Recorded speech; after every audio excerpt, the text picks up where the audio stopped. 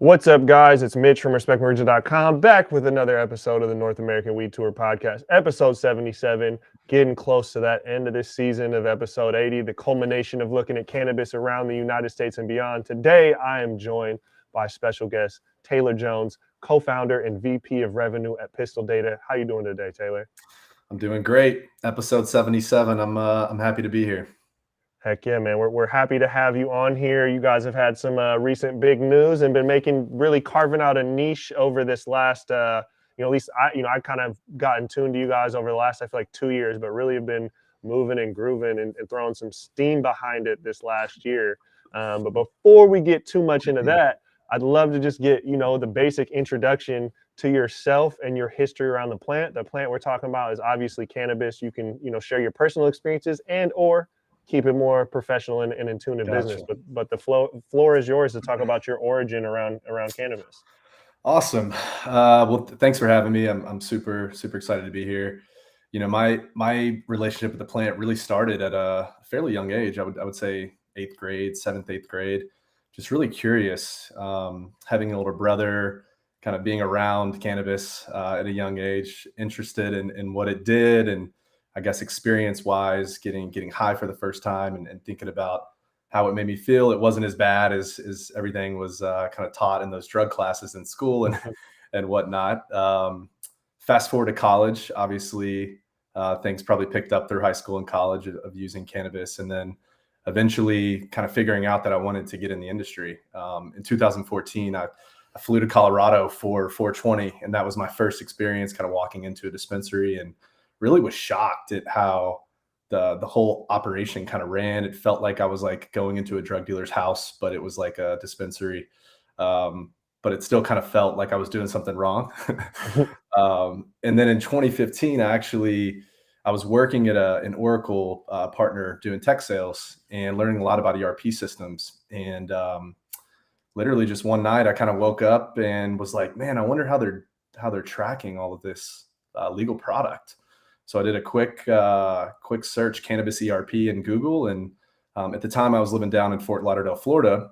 And just so happened, you may have heard of this company, but BioTrack THC was actually headquartered 10 minutes from where I was living. And that was kind of my entry into the space. I actually got on LinkedIn, which is kind of funny, thinking back then it was still so powerful compared to, it's even more powerful now, but back then still was on there, and messaged the founder of BioTrack, and got hired within 2 weeks. And that was really my start into the space. That's awesome, man. And I know you've been in a couple different areas, a lot within the tech side, but what are some of these other areas and companies you've worked with in the cannabis space? Yeah. So I was at BioTrack from 2015 to 2017. After about 6 months at BioTrack in Florida, really realized that I needed to get into a legal market at the time to network, meet people and kind of see what other opportunities were out there. So I moved to Denver. So I've lived in Denver the last 5 or 6 years. Started kind of putting my name out there in 2017.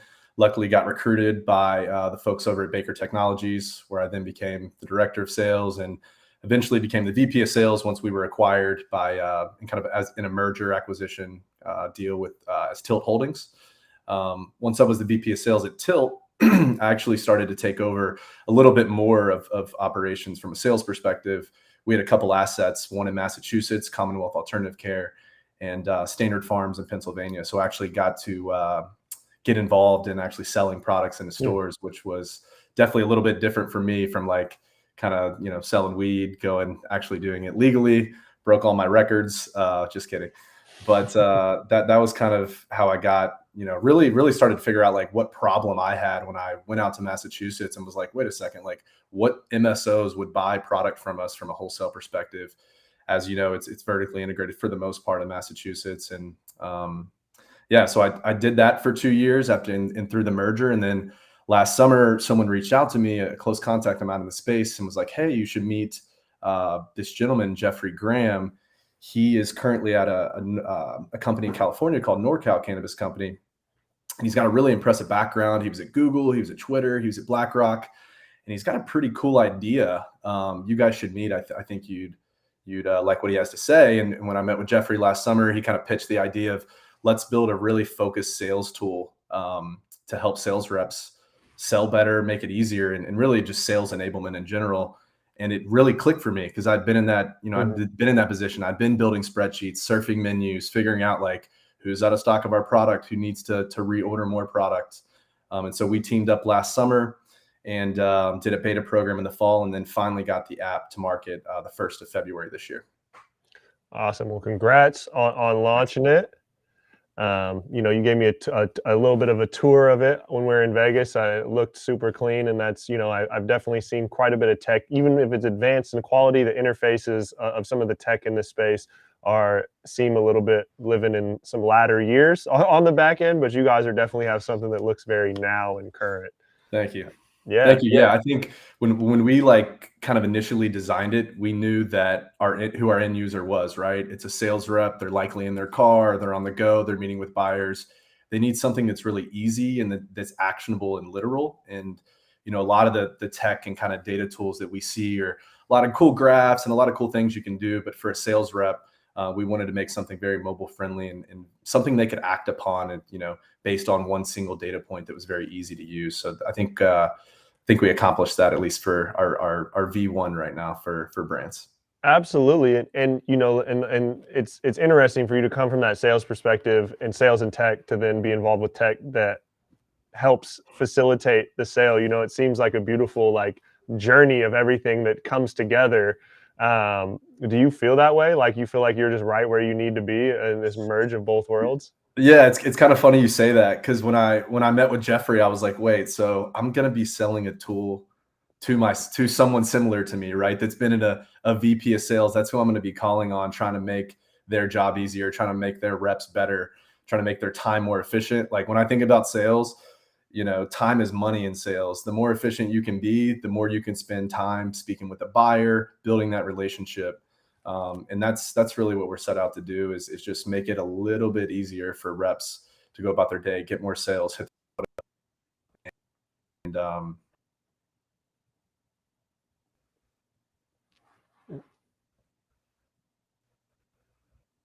Nope, I lost you for half a second. You still there? yeah. Can you hear me? Okay. Yeah, I think it just dropped for half a second. But no, that makes complete sense, and I love looking at that because I'm not a sales guy, but part of my livelihood in making my company work requires me to do sales, and I've done, a lot of clients I work with, the sales force, the marketing and strategy we come up with is very much in alignment with the sales force, and so I very much understand going through Excel and Google and business cards to build out your database and then cross-reference for where is our products at? Have we reached out to this person before? And you guys have built something that just makes that, when you showed me it, it seems like if I was a sales guy, I could just pick it up and just spend let me spend 10 minutes real quick and identifying some quick targets for the day. So what's the ideal use or scenario for using this product Pistil Data is built? Yeah, totally. So kind of, sales enablement means a lot. From it could be a CRM. It's really making the process more efficient, sell more effectively. That's kind of the definition of sales enablement. So it can mean a couple different things. When I think about what our tool does, it's really about identifying a better prospect. So most CRMs for sales teams at cannabis brands list of stores that they're not in, of course, but prospecting is hard in cannabis. There's a lot of things moving. Brands are coming on and off the shelf. New licenses are being awarded. Stores are shutting down. People are making acquisitions. There's just a lot of moving stuff. I would say on average, cannabis sales reps manage from 100 accounts, just based on varies per day, of course. So there's a lot of moving things. So what we're trying to do is just really make it easier for them to identify, who a good prospect is, when their products are going out of stock. They can go ahead and call the buyer. Speaking about the buyer, the buyer has a lot going on too, right? If you think about distribution in industries like liquor, for example, they're really controlled by a few big liquor distributors, right? So a liquor store is only dealing with X amount of salespeople come in that are a ton of brands. Extremely fragmented, right? You have 100 reps that are selling one or two brands or a portfolio of brands, and so buyers are likely overwhelmed. So I think we're trying to make that relationship with the buyer a lot more efficient for them as well, right? When a sales rep's coming to them and they have specific information, it's like, hey, these two products are out of stock, but you still have, you need a reorder. Should we go ahead and have sold? et cetera. It's making the buyer's job a little bit easier too on how they position. Often they should be. Yeah, absolutely. That's the common pain point of my clients that are in the retail aspect, especially the leaner teams where the buyer has to wear a couple different hats. They spend the majority of their day, people coming in trying to talk to them, calls coming in, their inbox is consistently flooded. And so when you guys are looking at when you guys started making this product, you look at a lot of the data platforms and programs and people that were out there offering stuff. How many people did you find that were also addressing using data to address this same need, or you feel like you guys are the only one kind of in that lane? Yeah, but we're definitely not. I would ones I think our approach we is a little bit different companies. Um, so being able to kind of use on the internet, it really allows us to go out and coverage. So like for example, so as a salesperson, you can use a tool and rely that majority of the stores are within the app. It's happening at those. You can. I think from a usage perspective, again, kind of what I mentioned earlier, like really wanted to make the tool super easy and intuitive, but also like immediate action. We could basically drive an objective ROI where we could go back and say, hey, got you an X amount of new stores. We're keeping you back on the shelf because your sales reps are what's happening. Absolutely. And then with looking at where the industry's at from a data perspective, how much do you think is there kind of adoption for the industry looking towards data and tools like this? And how much do you think there kind of is a ways to go for them to kind of catch up to the speed of using these type of tools and leveraging the data that's out there? Yeah, that's a great question. I think about that all the time, to be honest with you. I think the industry's in a place where there's a lot of technologies out there, right? And if you look at other industries, it's a little bit more standard. The one thing that comes to mind that's so different about cannabis than another industry is there's not really a UPC code, like unique identifier for a product, right? If I look at a Samsung TV, there's a unique UPC across the world. You basically can track that specific type of TV across any retail chain, e-commerce, whatever. Cannabis products are just so unique because of it. Just speaking on flower, like it could be the same strain, different grower. There's just a lot more data points that get involved in that. To answer your question though, when I think about every operator is a little bit different. You have more mature operators that have been doing this a while. Maybe they weren't as data focused to start, but now they're getting to that point where their business is somewhat more established and data has become more efficient to kind of increase their margin and really focus on the bottom line. And then there's newer operators that are coming into the space, from CPG, from beverage, et cetera, that are used to having really good data tools. And when we run demos and we're getting a CPG person or a beverage person, I mean, the demo usually doesn't need to go more than 10 minutes and it just clicks for them right away. They're like, oh my gosh, I haven't seen anything like this yet. So I think, from a data perspective in general in the industry, it's still really fragmented because data is hard in this space. It's very hard. So salute to all the other data companies in the space because it's not easy to clean and standardize data in cannabis. And it's hopefully one day it will get a little bit easier. And I think it'll benefit the whole industry if we can, take one single product SKU and see what's happening. Not just from like a state compliance perspective, like metric, but like all the way to the consumer who's buying that product all the way through and really have better access to that. Cause I think that's one thing that is lacking. And at the end of the day, like every company in cannabis is a startup. I've said it before. I'll say it again. Like it's almost like we're in this like weird startup world of like our clients are startups. We're a startup, their clients, everybody's trying to figure it out. And so, I salute any company that's trying to do and help the industry kind of fix the data issues that we have.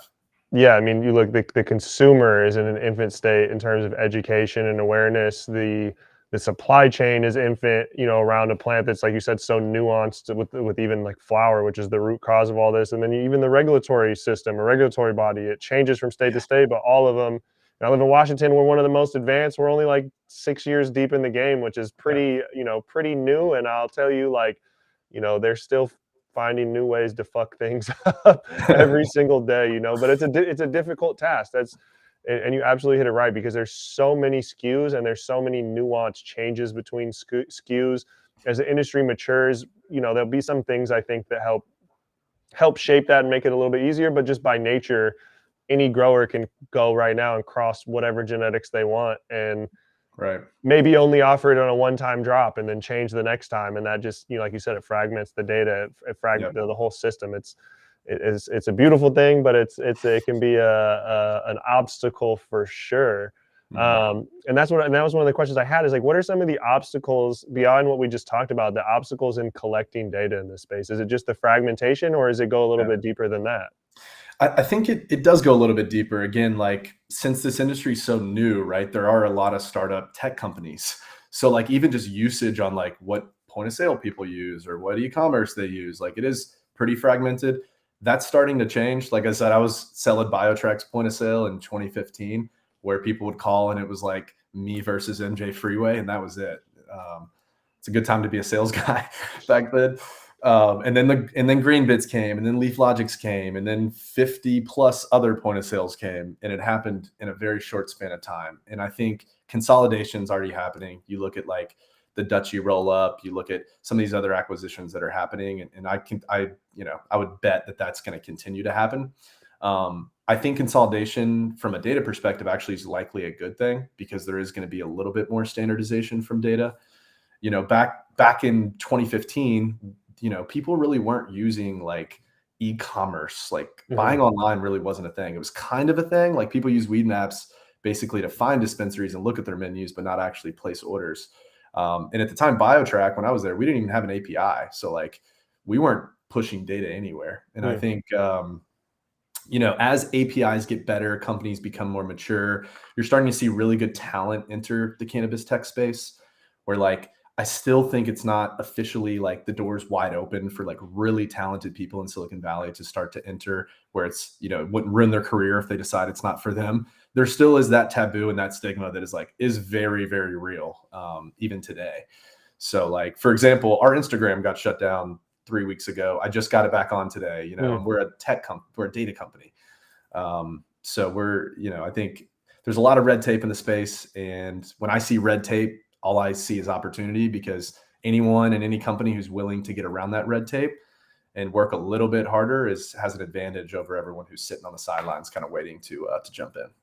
Absolutely. I feel the same way, you know, even with the comment, the Instagram's a pain in the ass out here, but as a marketer, I love it. You know, I love it. I personally I welcome more challenges, man, because Yeah. it just forces me to be more creative, but and it forces me to be more creative where I feel like others are just stagnant and complaining. And so I personally enjoy it, but I know many others don't. But Instagram is a pain in the ass. I'll have to admit that. On this talk of consolidation, you know, it's inevitable that we're moving towards a federal declassification or federal legalization. Where do you kind of see just the shift of this industry, and Mhm. you know, conglomerates starting to come up, acquisitions are starting to increase? Where do you kind of see the next 3 to 5 years of the space? Do you think it's Yeah. a little too forward thinking to think that we'll see federal legalization in that time period, or you think we're a little bit longer? That's the magic question. Yeah. You know, the way my hope is that the first thing that the federal government does is, how about we just focus on getting all the 40,000 plus non-violent marijuana convictions and anyone on parole that was affected by that. Let's focus on them first, Hmm. and get them out of prison, because I think that's got to just be first in my mind. When I think about federal legalization, there's a lot of like what ifs that could happen. You know, people are like interstate commerce happening right away. And, you know, what if states don't want to cultivate cannabis in their state, but they just want to buy it from Oregon or Washington? And, you know, I think there's a lot of unknowns. I personally, just watching what's happened the last couple of years with legislation kind of appearing and then going away. And, you know, there's a lot of other issues that we're facing as well as a country. So I would hope that descheduling at least happens in 3 years. I mean, in a perfect world, some type of banking fix happens with 280E and all of those issues that we're dealing with. and then getting folks out of prison for nonviolent marijuana crimes. Federal legalization as a whole, there's a lot of stuff that's going to be needed discussed and decided on how interstate commerce is going to work and how the licensing works. You know, selfishly as a small startup tech company, at least at this point, you know, the longer there's a window of opportunity for companies like ours, as far as when bigger companies come in, like the Microsofts, the Oracles, the Facebooks, Amazons, et cetera. So personally, for me, the more time we can have to develop our business, the better off we'll be. I can associate that feeling as well. You know, little guys got to grind it out while that window is there, because it's not the window is it's not going to be a sweet. It's not going to be a sweet year in a couple of Yeah. years. And then, you know, obviously some of these markets, like the West Coast is the most mature, although California is the newest state on the West Coast to have an adult use and recreational cannabis. It is probably the most mature and most competitive, just due to the accessibility of cannabis and the culture existing much stronger and longer than any of these other states.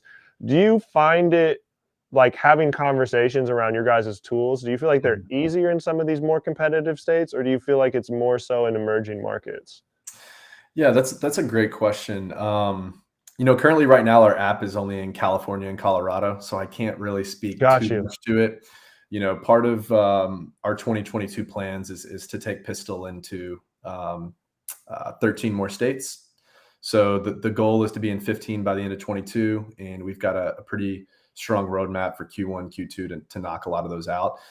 Just what I know about the markets, you know, I think there's applications for it in any type of state. You know, in a vertically integrated state where like MSOs dominate the market, like in Illinois for right now, until they issue all those licenses that are pending.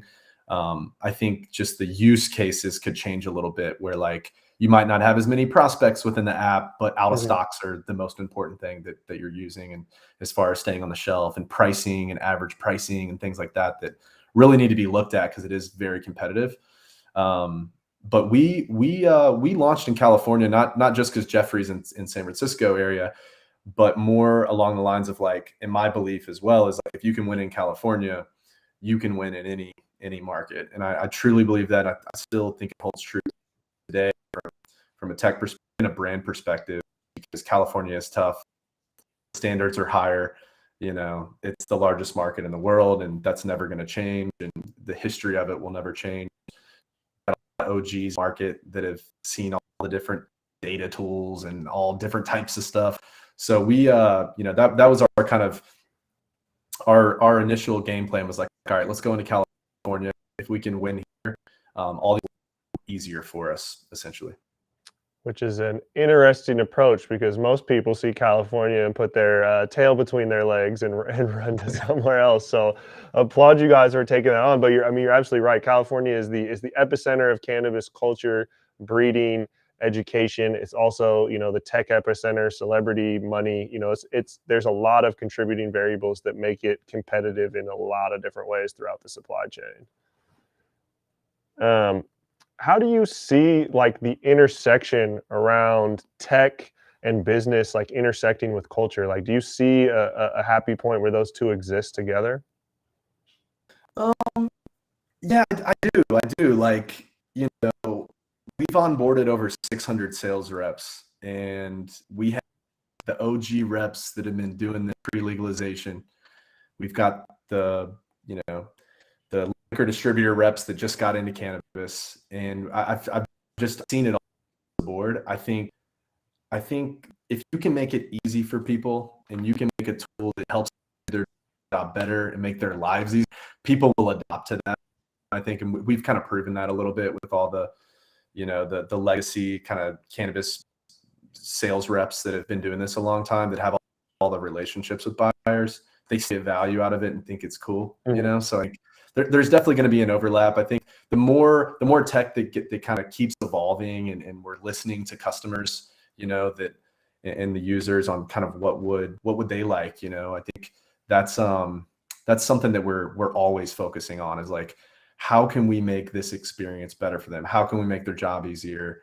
How can we make, you know, them fall in love with our product, that it becomes something that they want to use and they use it every single day, and and go forward. So I definitely think there's going to be a crossing path for that, even with other types of tools too. Like you think, point of sale systems are getting better. Like when I was selling BioTrack, everybody hated us. We were just, we were trying our best at the time. And I mean, every tech has gotten a lot better if you look from like the last 6 years. And there's almost this like new wave of tech companies, more capital being poured in and better talent coming in. There's a lot of things that are changing. That's really exciting. To help and elevate that for sure. And the more, in my personal opinion, the more the culture and the legacy, and the business world and existing, experience from existing verticals and just building business tech start to collide, that's when this whole industry is going to lift up. And both parts are equally important in that. But speaking of capital, obviously you guys, did a little bit of a raise this year. That was recently announced. Kind of what was some of the things that went into that, and there might be some things you can't say, but what was kind of the basis of that, and why you guys chose the partner you chose? Yeah. So let's see. The first week of November, we closed our seed round. It was $6.5 million, led by Casa Verde Capital. I think during the process of raising money, if you've ever done it, it's a pretty intense process. You got you put together your deck, all the different data rooms, all the information, and you're really opening up the business, and you got to really have all your T's crossed and your I's dotted. And I think we chose Casa essentially because we thought they were the best partner. They saw our vision, we shared values, we loved their portfolio of companies and their history.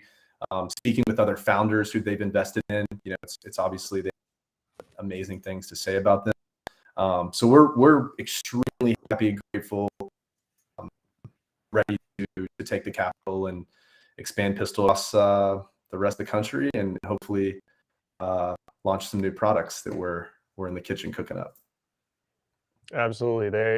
Casa's had a pretty solid track record of companies that they've injected some cash into. Definitely one of the more impressive for me. I'm not even a finance guy. This industry has helped me learn a little bit more about that. But when you look at their portfolio, they be swinging and they don't miss very often. But for a lot of people out there that don't understand the raise part, right? Like I come from the music industry, and someone signs a deal, they get $1 million advance or whatever, and everyone's like, oh, they made it. But anyone that in that position is like, nah, the real work starts then, right? And so how do you feel like at this point of getting this cash, like, sure, it's a celebration, people believe in the vision that you can help take it to the next level, but do you envision it the same way? Like now the work starts on a different scale. Yeah, I think Jeffrey and I celebrated for maybe like 10 minutes, and then it was like, okay, back to work. I think you almost have to have that. You really do have to have that attitude, because to your point, like just because you get capital, like that's actually when things become harder, right? You have to manage your capital effectively. You have to start, we're obviously have hired several people since we raised, and now it's about expansion, and scaling appropriately is not an easy thing. Getting to a point to even raise capital is very, very difficult. Like, but once you get capital, then really the and what I consider fun. I mean, I love this stuff. Like I live, eat, sleep this whole world and game that this is. And yeah, I mean, it's obviously the pressure's there. I thrive on it personally. So like more pressure, the better. And just having someone like Casa in our corner is amazing too, with all the experience they've had in the industry, and them as advisors and partners of ours is something that we don't take for granted at all, and we're super excited for what the future holds. Hell yeah, man! I'm excited to watch. So what is on the docket for 2022? I know you said that you guys have identified 13 markets that are kind of on the next targets, but what's all on the schedule for 2022?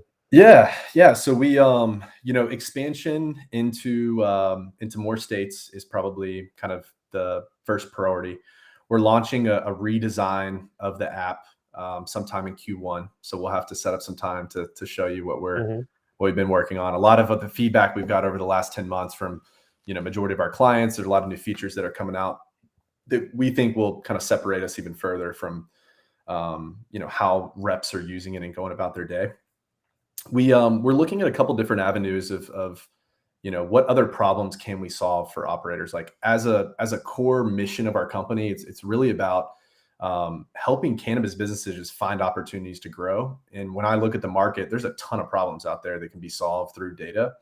And it's about staying hyper focused on, our current customers' problem that we're solving, continuing to build on that and make their job easier. But I think there's other operators that we're looking at where we're like, wait a second, we can help them as well. So first thing that comes to mind is a buyer at a retail store.